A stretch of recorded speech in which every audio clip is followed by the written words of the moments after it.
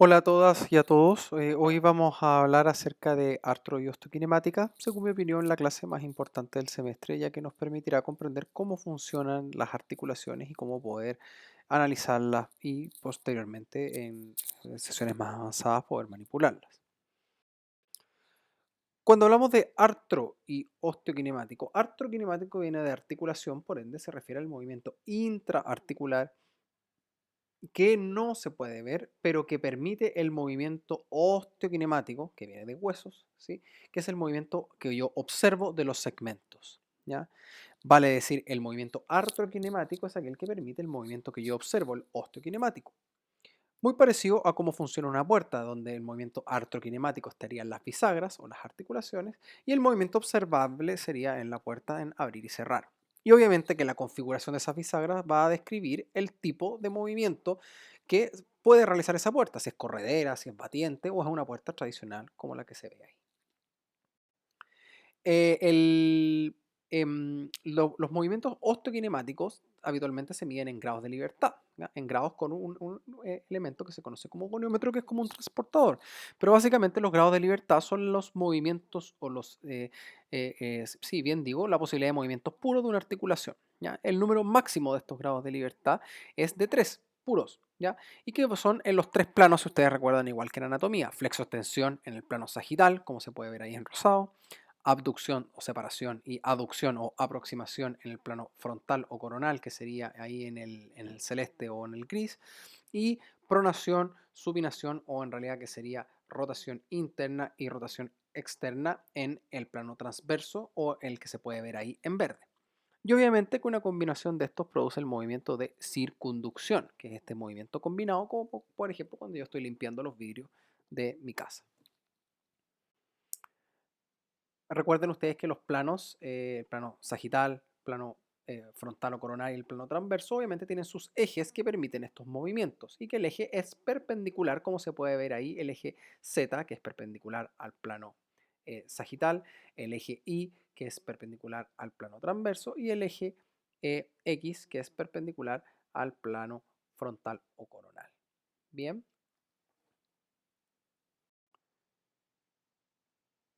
Entonces, como les comentaba anteriormente, los grados de libertad puros, ¿de qué van a depender? De la forma de las articulaciones, ¿ya? De la configuración anatómica de las articulaciones. Entonces ahí va a depender si la articulación es condiloide, es en bisagra, es en pivote, es plana, en silla de montar. Obviamente, igual que las bisagras de una puerta, como el ejemplo que poníamos anteriormente, estas bisagras, que son las articulaciones, nos van a condicionar cuál va a ser el movimiento que nosotros vamos a poder realizar en una articulación en particular, ¿sí?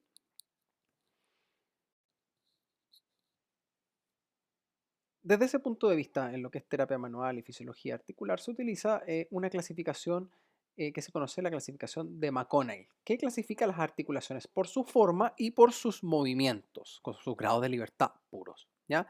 Vale decir, ¿cuál es esa clasificación? Clasifican dos grandes grupos: ovoide y sellar, ¿ya? Ovoide, como se puede ver ahí en la figura A, es una articulación cuya superficie o una de sus superficies, ¿cierto?, es convexa por donde yo la mire, ya sea longitudinal o transverso, como un huevito. Y sellar es, como se puede ver ahí, igual que una silla de montar, donde es cóncava en un sentido y convexa en el otro, como yo lo puedo ver acá. Si es que yo la miro longitudinalmente es cóncava, pero si la miro desde el plano, desde perfil, ¿cierto?, desde el plano sagital, es convexa, ¿ya? ¿Cuáles son las subclasificaciones? Cada una de estas, tanto ovoide como sellar, puede ser inalterado y alterado, ¿ya? Las más fáciles de poder reconocer son las ovoide inalterados y las sellares alteradas, vale decir, el número 1 y el número 4 que ustedes pueden ver ahí. ¿Por qué? Eh, las ovoide inalteradas, como dice su nombre, tienen esta forma o algunos componentes, son articulaciones esferoideas, pero que además tienen 3 grados de libertad. Por ende, es bastante fácil de reconocer: coxofemoral, numeral, ¿ya? Saltando al número 4, las señales alteradas son articulaciones en bisagra que tienen un solo eje. Por ejemplo, las interfalángicas. Por ejemplo, la articulación ulno-humeral del codo, ¿ya? Solamente un grado de libertad. ¿Cuál es la complejidad entre ovoides alterados y sellares inalterados? ¿Por qué? Porque ambas comparten el criterio de tener 2 grados de libertad, donde solamente lo que cambia es la conformación de los pares articulares, de las superficies articulares. Por ejemplo, en las casos de las ovoides alterados son las ovoideas, por ejemplo, las articulaciones metacarpofalángicas de la 2 a la 5, y en el caso de las sellares inalterados, por ejemplo, las articulaciones sellares o encías de montar, que tienen dos ejes, por ejemplo, la articulación carpo-metacarpiana del primer rayo digital. Ahora bien, la artrokinemática, que son los movimientos que permiten el movimiento osteokinemático, son muy relevantes y son esos tres que aparecen ahí que vamos a hablar en detalle: deslizamiento, rodamiento y giro, pero además los dos primeros se rigen por la regla cóncavo-convexa y la regla convexo-cóncava. Vale decir que explican cómo y en qué sentido estos movimientos de deslizamiento y rodamiento se comportan. Vamos a explicar eso a continuación.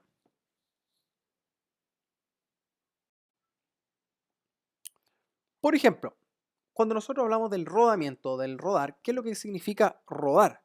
Significa que hay diferentes puntos de una superficie que interactúan con diferentes puntos de la otra. Muy parecido a lo que es rodar una pelota, ¿ya? Por un campo plano, ¿ya? Cuando hay un rodar puro en situaciones como esa, en articulaciones muy incongruentes, ¿ya? En articulaciones muy incongruentes, ¿ya? En la práctica eso casi no existe, ¿ya? Salvo en la coxofemoral, ¿ya? Pero prácticamente no existe. No hay una articulación que sea 100% incongruente. Perdón, me equivoqué, no es la coxofemoral, en la, por ejemplo, en la tibiofemoral, ¿ya? Em, pero en la práctica no es 100% así, ¿ya?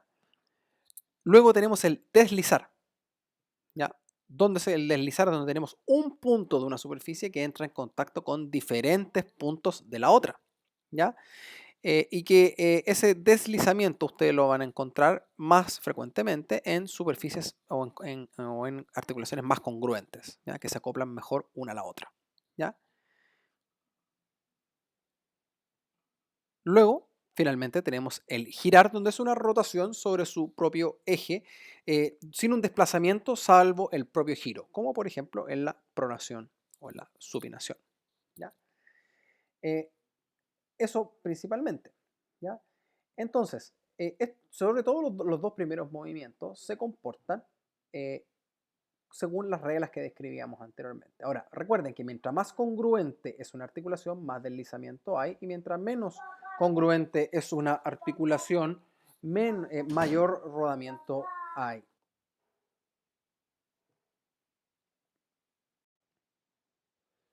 Entonces, recuerden ustedes que las articulaciones no son como un campo de fútbol donde tenemos una pelota rodando por un componente plano, ni como un enchufe donde tenemos una máxima congruencia, sino que tienen una mezcla. Por ende, siempre hay una combinación del rodar y del deslizar, porque de lo contrario, como se puede ver ahí, ¿qué es lo que pasa si solamente rodaran?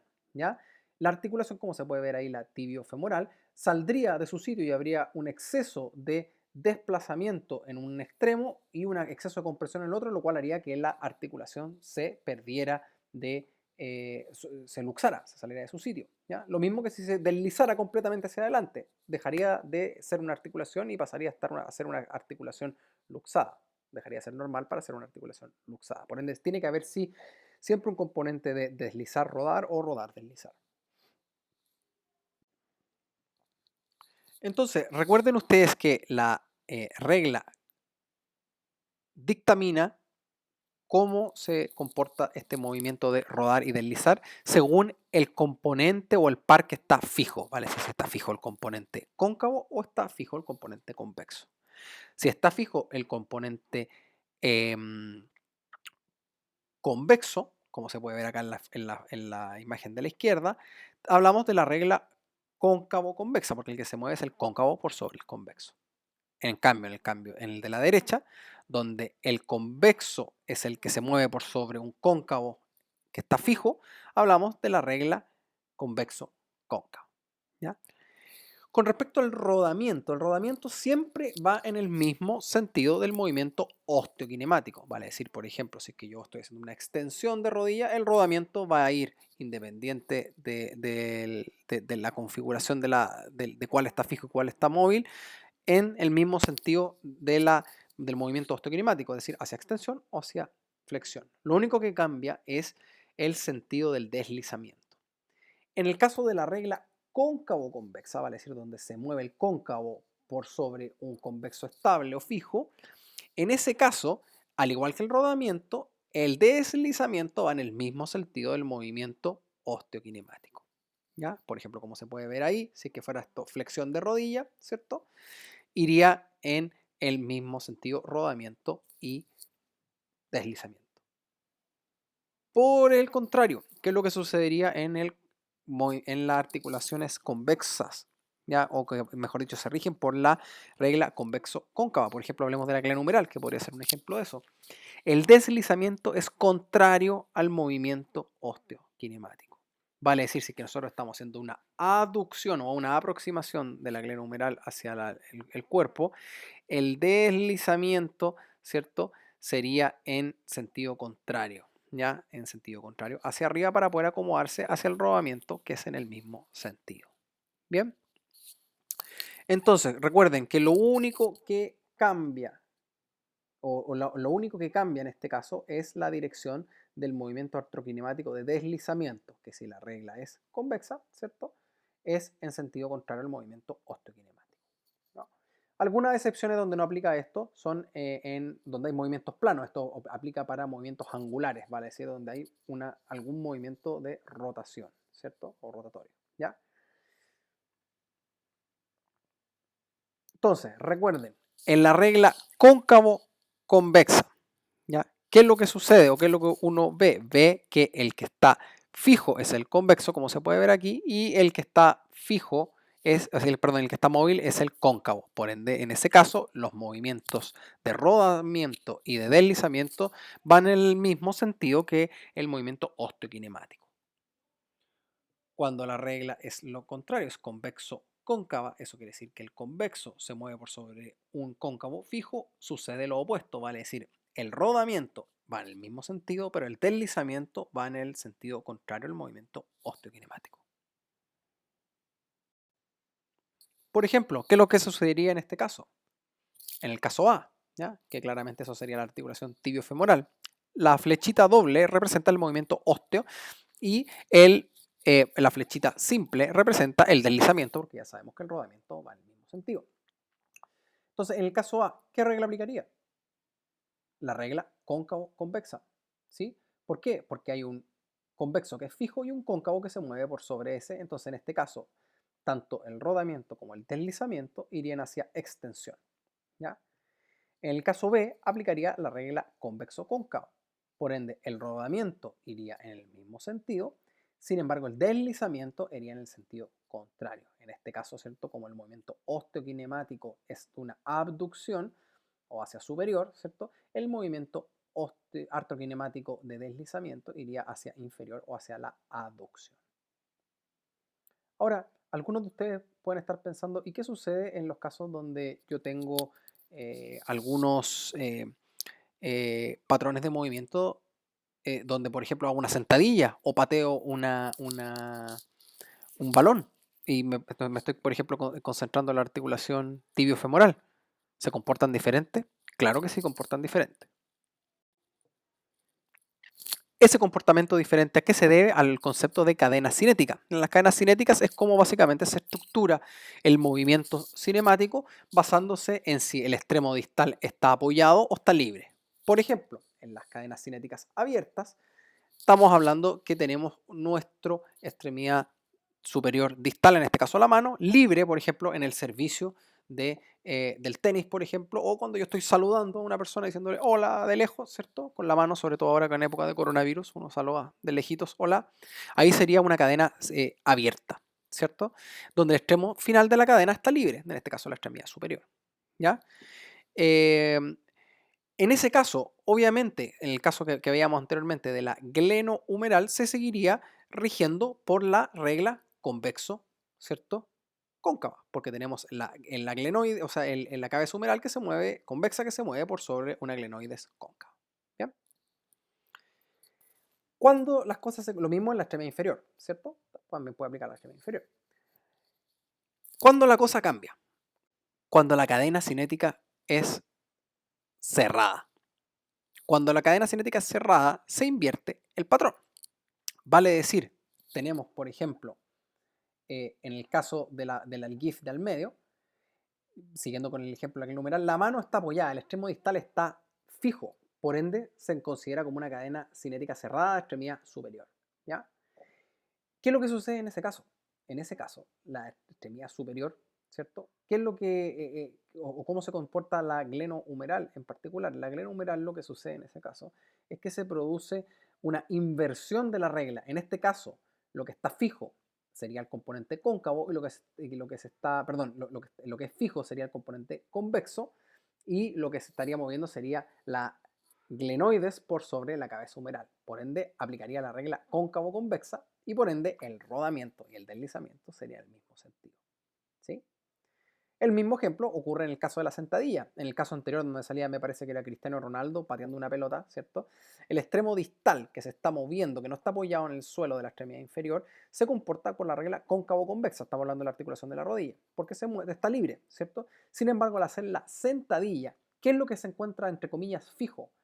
La meseta tibial, por sobre la cual se mueven los cóndilos, ¿cierto? Convexos. Por ende, en este caso, una articulación eh, que habitualmente, ¿cierto? Es cóncavo-convexa, ¿cierto? En este caso sería convexo-cóncava y se invertiría el sentido del deslizamiento.